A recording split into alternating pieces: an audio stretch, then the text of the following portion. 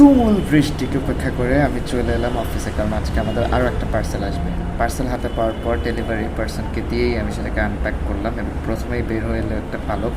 তারপর যে জিনিসটা এখন আপনারা দেখছেন সেটা হচ্ছে মুখারি, এবং এটা হচ্ছে গলার মালা।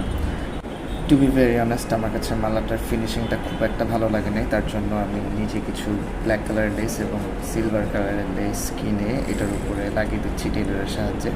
তো টেইলরের কাজ শেষ করার পর মালাটার ফিনিশিং টাচ দেওয়ার জন্য আমি মুচির কাছ থেকে একদম পাকাপোক্ত করে কিছু সেলাই দিয়ে নিলাম। এখন আপনারা দেখছেন যে মালাটা আসলে দেখতে কেমন লাগছে, far better than earlier. Last but not the least, বাকি থাকে ঝুল বা ঝালওয়ার, যেটার জন্য আমি ইয়েলো কালারের প্রায় 30 পিস টার্সেল কিনে এনেছিলাম সুতার, এবং সেটাকে একটা দড়ির ভিতরে বাঁধার পর ফাইনালি ডান। এই হচ্ছে ফাইনাল লুক।